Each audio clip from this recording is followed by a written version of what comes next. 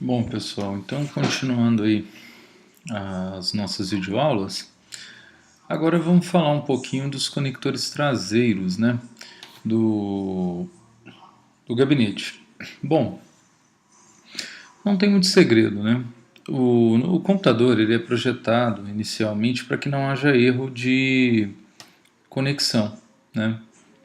Então, vocês vão poder observar que aqui atrás tem uma conexão específica para o mouse, né? Que é essa verdinha aqui, né? Esse padrão é chamado mini-DIN, né? Ele já é um padrão ultrapassado. Tem uma para o mouse e uma para o teclado. Do mouse é verde e do teclado é roxa. As duas é as que mais se parecem, né? As conexões mais parecidas e que às vezes podem até ser confundidas. Mas hoje, nos computadores atuais, quando não eliminadas essas conexões, e substituídas por essa do lado aqui, né, que é o USB. Hoje os teclados e mouse são todos USB. Eles mantêm uma só, dividida ao meio e nas duas cores, ou seja, tanto faz você ligar um mouse ou um teclado. Mas olha, sendo muito sincero, não se apeguem a isso, porque hoje o que acontece é que os computadores têm muito mais a conexão USB do que a conexão de mouse mini-DIN. Não se usa muito mais isso, né? Você tem muito mais conexões USB, Universal Serial Bus, né? Que essa USB não é só para mouse e teclado, também pode ser ligado caixa de som, pode ser ligado impressor, scanner, câmera, o próprio aparelho celular, pendrive, entre outros, né? Lembrando que o USB ele tem versões, né? O USB tem a versão 1.1, né, que tinha em torno de 19 megabits por segundo, enquanto depois foi lançada a versão 2.0, que ela tem em torno de 480 megabits por segundo, e por último agora hoje temos a conexão USB 3.0, que gira em torno dos 4.800 megabits por segundo, né, aproximando-se de 5 gigabits, o que é bem mais veloz, 10 vezes mais rápido do que a 2.0. E a gente leva em consideração isso para fazer cópia, né? Cópia de arquivos para pendrive, como eu disse anteriormente. O pendrive é muito lento, né? E por conta disso, a evolução do USB ajudou muito nessa lentidão, a se tornar mais rápido. Os HDs externos hoje, todos têm padrão USB 3.0. Só que o interessante é que você tem que observar se o HD, o pendrive, é USB 3.0 e também se o computador tem a conexão USB 3.0. Ah, Miquel, mas não são todas as conexões? Não. Normalmente os fabricantes atuais deixam pelo menos uma conexão USB 2.0, porque de vez em quando há alguns tipos de incompatibilidade, principalmente com mouse, né, na USB 3.0. Costuma não funcionar bem, às vezes funcionar, às vezes não. Enquanto não se resolve esses problemas de compatibilidade, eles costumam deixar ainda o computador com uma USB 2.0. Nós temos aqui também porta serial, né? Essas portas seriais elas sumiram dos computadores, são muito usadas para conectar, como aqui o próprio slide fala, periféricos antigos ou coisas antigas, teclados, antigamente impressora fiscal, coisas assim, eram conectadas nessa porta. Atualmente, ela é muito usada na automação elétrica. Então, os computadores que não vêm com elas mais, notebooks há muitos anos não vêm. Os desktop, os computadores de mesa, há pouco tempo, há poucos anos, começou a não vir mais com essa conexão. E quando você precisa dessa conexão, ou você coloca uma plaquinha de expansão, né, para ter essa conexão. O que é uma placa de expansão? Uma placa de expansão é uma placa que você encaixa no computador para que ele tenha mais funções. Ou se não, você coloca um adaptador que transforma uma portinha USB em porta serial. É comum as pessoas usarem isso. Um exemplo, vocês vão ver lá em rede, que quando a gente acessa os ativos de rede da Cisco, por exemplo, a gente precisa acessar pela porta console, e a porta console deles normalmente é serial. E aí, basicamente, quem configura equipamentos da Cisco precisa ou ter um computador que tenha a porta serial, o que em notebook não existe mais, né? Os notebooks novos não tem mais isso. Aliás, dificilmente você encontra um notebook antigo que tenha isso. E por isso a gente coloca o adaptador USB serial. Ele é muito simples.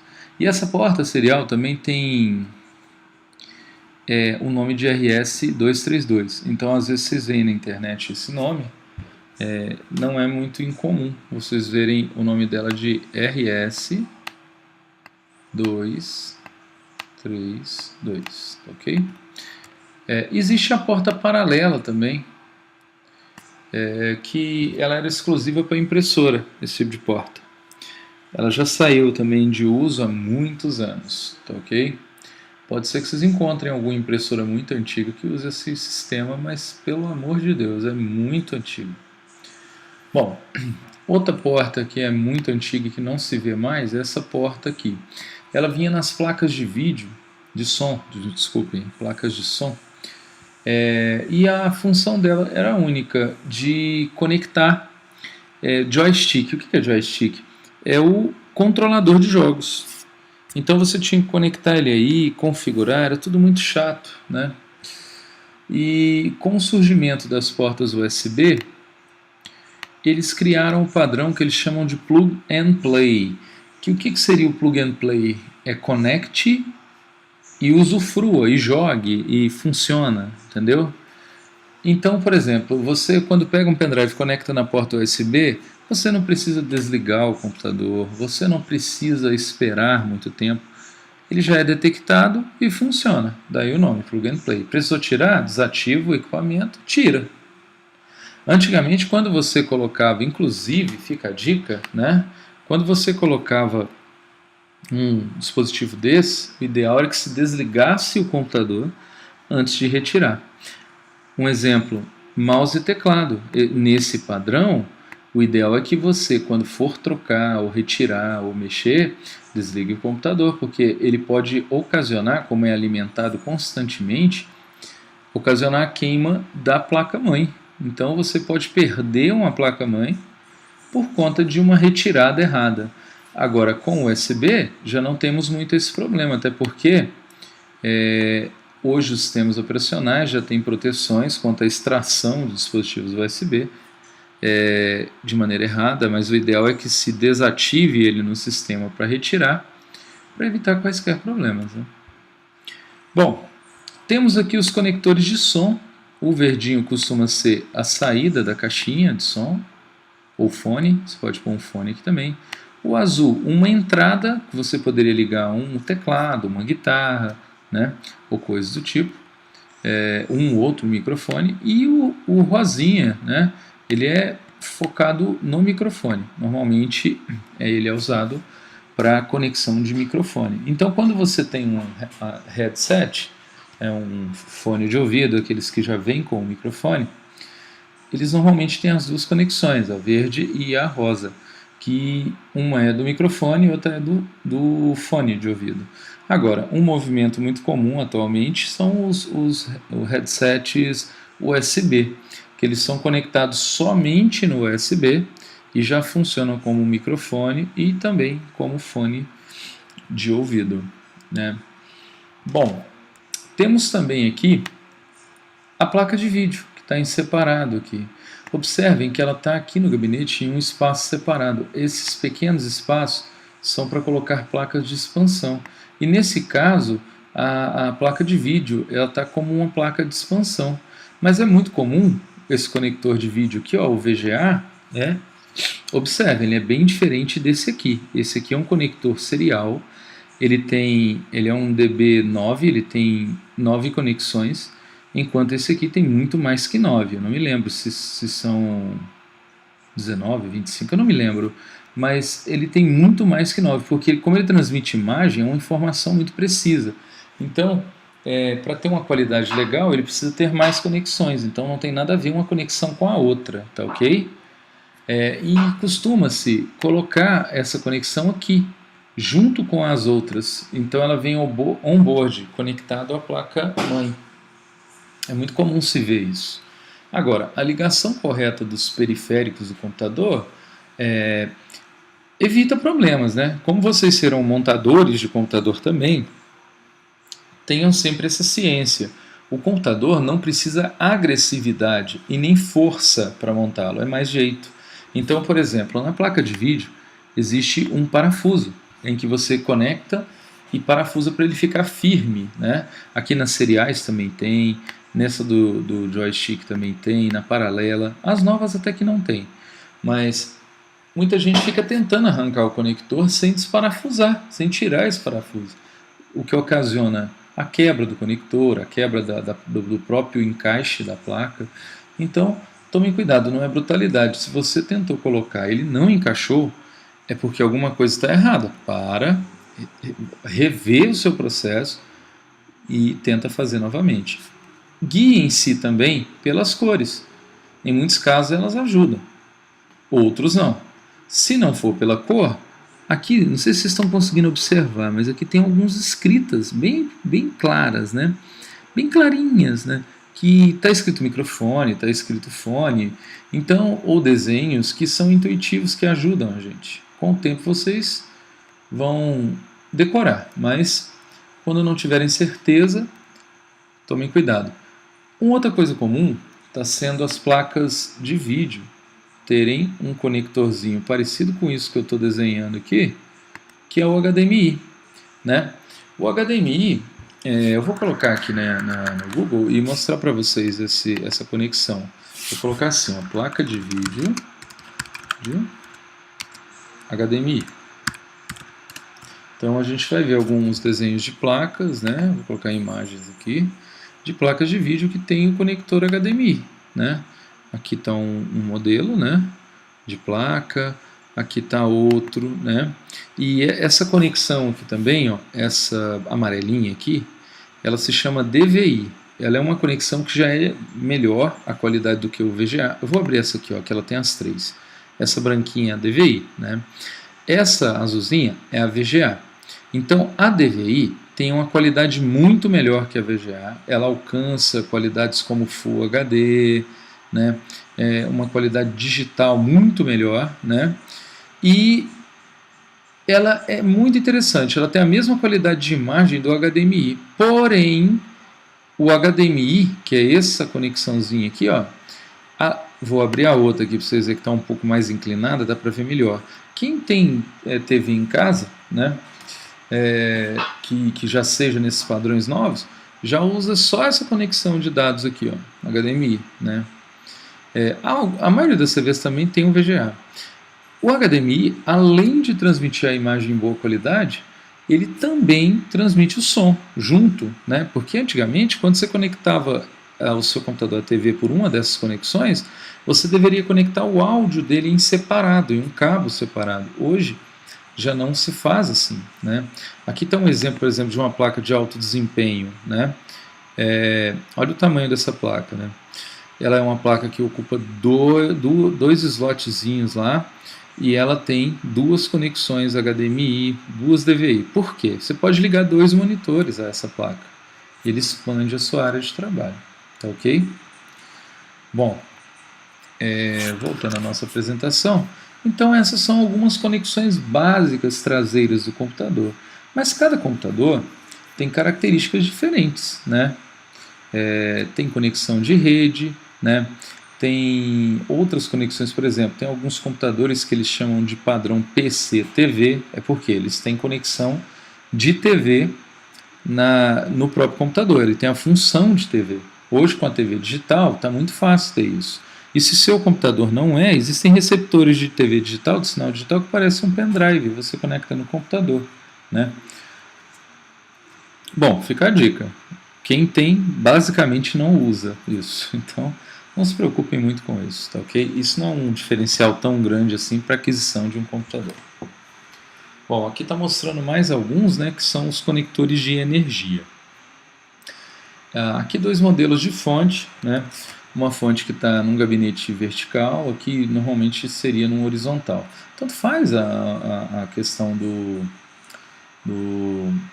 posicionamento da fonte, isso não atrapalha o funcionamento dela. Porém, a fonte ela tem aqui onde eu estou fazendo um X, ó, aqui e aqui, o item 2, aqui, não é, onde eu estou fazendo X, vamos dizer assim, é um cooler, né, que é um ventilador. Então, esse ventilador, ele precisa não ser obstruído, ou seja, não pode tampar, porque ele joga o ar quente, ele funciona como um exaustor. Ele joga o ar quente para fora do computador. Vocês podem pôr a mão aí atrás do computador que vocês estão usando, que ele vai, se ele estiver ligado, ele está jogando um ar quente para fora. Então, se você tampa, esse ar quente fica dentro dele, ele superaquece e você vai ter problemas com esse computador. Então, tomem cuidado. Isso é uma coisa que muita gente erra em fazer isso, em tampar essas entradas de ar. Não pode, tá? Nem lateral, nem frontal, nem traseira. Não tampem. O computador tem que, no mínimo, ficar afastado 10 a 15 centímetros da parede, no fundo, e nas laterais entre 5 e 10. Né? Quanto mais afastado, melhor. Essa é a regra. Tá, ok? Outra coisa, temos as conexões de tomada. Uma coisa que a gente tem que observar demais é a chavinha seletora de voltagem. Né? Vou colocar aqui no Google chave seletora de tensão. Né? Voltagem é um termo incorreto de se falar, é tensão. Tá, ok, pessoal? Então, a chave seletora de tensão da fonte, ela é isso aqui. Em uma posição, ela fica 115, ou 110, ou 127, isso é muito relativo, cada chave é de um jeito. Na outra, 220 ou 230, né? Enfim, deixa eu ver aqui. Aqui, por exemplo, essa aqui, ó, 110, 220, tá vendo? Não importa a nomenclatura certinha, mas é entre isso, entre 110, 115, 220, 230. Isso é para você selecionar a tensão da sua rede, né, da tomada da sua casa. Se você colocar errada, você pode correr o risco de queimar o seu computador, principalmente a fonte dele. Então, prestem muita atenção nisso. Quando vocês forem ligar um computador, verifique se a tomada da casa é 220, é 127 ou 110, o popular conhecido 110, porque você pode pôr tudo a perder, todo o seu trabalho, ligando o computador de forma errada. Miquelis, mas aqui em Tuiutaba não é tudo 110? Não, gente, essa regra não existe. A operadora de energia ela pode oferecer a tensão 220 na sua casa. Muita gente que coloca ar-condicionado em casa, por exemplo, costuma colocar o padrão da casa que aceite a tensão 220. Aqui no Senai, por exemplo, nós vamos trabalhar muito lá no laboratório de eletrônica, né? É que, na verdade, o nome do laboratório é de eletrônica e hardware, justamente a disciplina que vocês estão fazendo. Então, nesse laboratório tem bancadas com várias tomadas, vocês vão ver, e dentre essas tomadas existem algumas tomadas que são 220. Então, tomem muito cuidado. Porque aí tem muitas pessoas que falam, todo carregador de celular, tanto faz, ele é 110, 220. Não existe essa regra. Olhe sempre no aparelho, tá bom? Que na sua descrição, ele tem, né? Se ele é 110, 220, tá bom? Vou colocar aqui, ó, descrição. Tentar ver se eu encontro uma imagem no corpo. Carregador celular. Vê se eu encontro alguma aproximação que o pessoal coloca. Aqui, ó, encontrei. Então, esse é um carregadorzinho padrão e ele tem aqui, ó, em seu desenho, input, né, que é a entrada, ou seja, a energia que chega nele, é de 100 a 240 e aqui tem um tio na frente, que quer dizer que isso é automático e é alternada, né? O tiozinho entende-se que é alternada. Se está de 100 a 240, é porque ele suporta qualquer tensão entre isso. Mas, Tomem cuidado para saber se não tem uma chave seletora ou se é de forma automática, tá? Observe, sempre que tiver esse tipo de coisa, procure uma chavinha seletora. Os equipamentos atuais até que não estão vindo tanto com essa chavinha, mas fonte de computador sempre tem, tá? Um outro detalhe que vale ressaltar é o seguinte: toda fonte de computador, quando sai de fábrica, ela sai com a chavinha seletora no 220. Por quê? Muito simples. Se você ligar um equipamento que está na chave seletora 220 numa tomada 127 ou 110, o risco que corre é de ele não funcionar direito ou nem ligar. Mas queimar não queima, só se tiver um uso prolongado, se é que ele vai funcionar. Então, é muito mais fácil para o fabricante te mandar o equipamento na tensão 220, porque se você ligar por acidente no 110, você vai perceber que o computador não vai funcionar direito, né? Então, toda vez que vocês instalarem uma fonte no computador, ou trocar a fonte no computador, a primeira coisa, observe a chave seletora, tá? De tensão, porque essa chavinha, ela é muito importante que ela esteja na tensão correta da rede de energia da casa, tá ok? Tomem esse cuidado, muito. Porque a queima de um aparelho que é 110 ligado no 220 é meio traumática, porque ele dá um estouro e até um pouco arriscado, assusta a pessoa, então é um risco grande. E essa sobretensão, esse pico de energia, pode passar das proteções que a fonte tem e acabar queimando uma peça mais interna do computador, mais cara, né? Que a fonte, dependendo da fonte, ela não é muito cara. E quando é muito cara, dá reparo, dá para arrumar. Vocês verão alguma coisa relacionada a reparo de fontes comigo. Porém, se queima um processador, por exemplo, quase que se torna inviável arrumar seu computador, né? Dependendo da época do processador, do preço. Então tomem muito cuidado com isso. Outra coisa que vocês devem observar é que normalmente os computadores têm aqui atrás na fonte o conector fêmea, macho quer dizer, que é ligado a uma fêmea aqui ligado na tomada. Esse vai direto na rede elétrica, né, na tomadinha lá da casa, certo? E temos também uma tomadinha aqui. Só que muita gente acha que essa tomada aguenta qualquer coisa. Eu já vi absurdos de pessoas ligarem enceradeira, ligarem ferro de passar roupa, secador de cabelo aqui e queimar o computador por causa disso. Por quê? Isso aí, essa tomadinha, ela é feita para ligar o monitor do computador, nada mais. Então não liguem, porque ela não suporta uma carga muito grande, tá? Transformador, não liguem aí. Nada que tenha resistência, tipo secador de cabelo, chapinha, prancha, né, que as mulheres chamam, não pode ligar aí. Então ligue direto na tomada. Evitem até ligar num T junto com o computador. Isso é um risco muito grande que vocês correm. Tá bom? Então, esse já é um início de manutenção que vocês têm que tomar muito cuidado. E a primeira regra da manutenção, né, gente, é ter muito cuidado. E se o computador não liga, o que vocês observam primeiro? Vai, um tempinho para responder. Tempo esgotado. O que acontece? Você tem que observar, se o computador não liga de jeito nenhum, a tomada. Se a tomada está funcionando. E para isso vocês vão testar ela com um multímetro, que vocês vão aprender a usar, né? Se a tomada está funcionando, o próximo item a ser testado é o cabo de energia do computador. Entendeu? Então você vai fazendo essa varredura, que também dá para testar com um multímetro. Ok? Nós vamos aprender. Então, tem todas essas regras que vocês tecnicamente vão aprender e se tornarem bons mantenedores, né?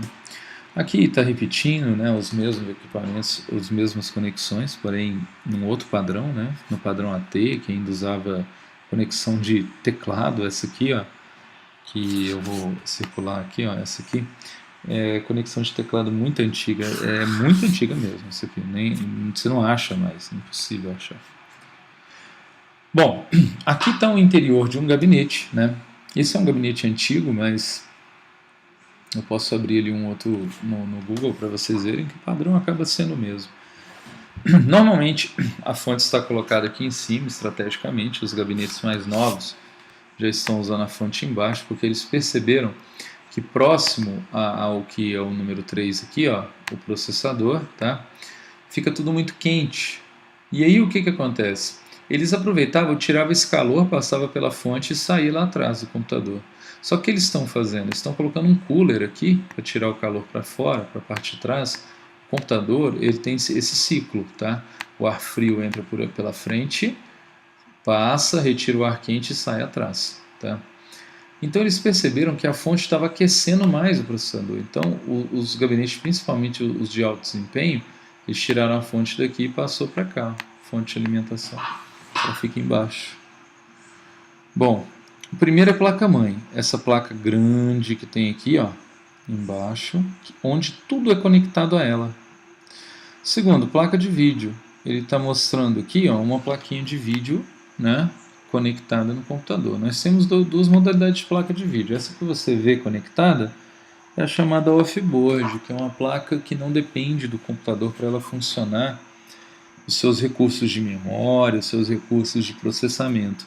Então ela não usa os recursos do computador, então ela é mais eficiente. Nós vamos discutir um pouco mais sobre isso para frente. E a onboard que você não enxerga ela, você só vê a conexão atrás do computador. O número 3 aqui é o processador, esse é um processador um pouco antigo, né?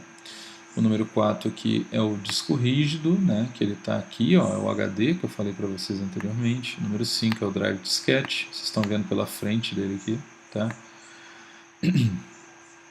O número 6 é o drive de CD, o leitor de DVD, tanto faz. Aqui caberiam mais aqui em cima, né? Mais 2 pelo menos.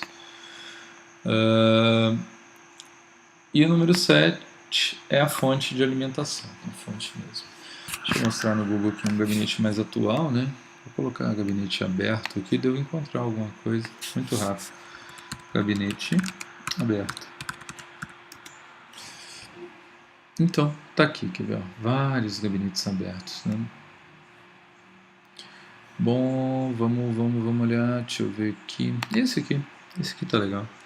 Então, ó, recapitulando aqui para vocês, deixa eu visualizar a imagem aqui, ver se consigo ampliar um pouquinho. Internet que, opa, não deu certo não. Vamos salvar ela aqui. Salva ela no computador e abre ela num visualizador de imagens aqui, que fica mais tranquilo. E vou chamar ela de gabinete. E vamos salvar. Então a gente abre aqui, a gente consegue ver melhor, tá discutido a respeito. Então, ela está muito ruim, a definição. Eu escolhi a única imagem que não prestava, mas tudo bem. A gente escolhe uma outra aqui, gente, espera aí. Deixa eu achar uma imagem. Nossa, as que estão horríveis aqui, mas vamos lá, vamos ver essa aqui tá. Não, tá pequena também.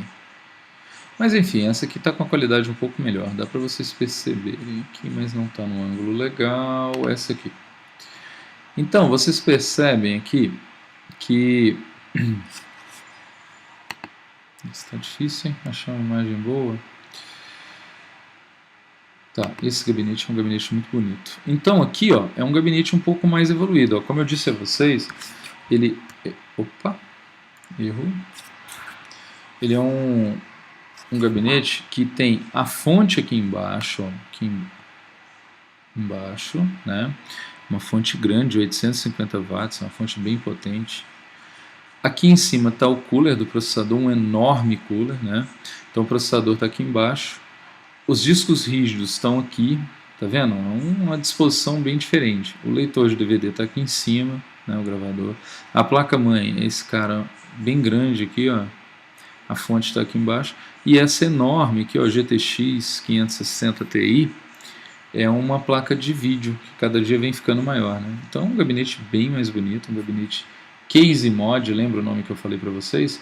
Que é um gabinete personalizado, né? Normalmente o pessoal nem tampa, eles colocam um acrílico que eu deixo aberto.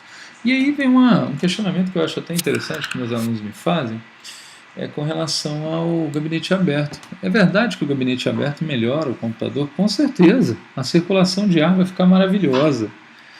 Mas o gabinete está aí por um propósito, ele tem um propósito de proteger as peças do computador.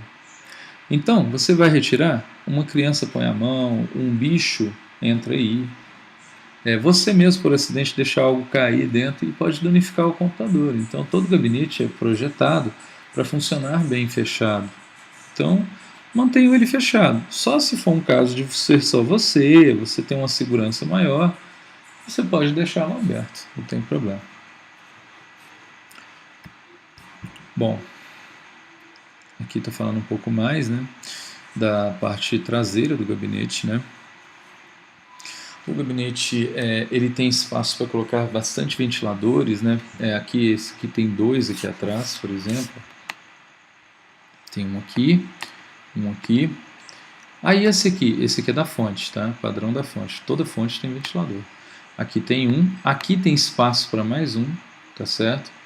E normalmente na tampa lateral também tem. Lembrando que esses ventiladores daqui da frente, eles têm a função de captar o ar. Ele joga o ar para dentro do gabinete, tá? Enquanto esses daqui são exaustores, eles pegam o ar quente de dentro do gabinete e jogam para fora. Muita gente instala errado esses coolers, vocês vão aprender a instalar eles certo, e não observam isso. E o que acontece? Ele fica jogando ar quente para dentro do computador, não deixando o ar quente sair, e a refrigeração do computador fica comprometida, causando travamentos, danifica peças do computador. Então a gente tem que tomar muito cuidado nesse sentido. Ok, pessoal?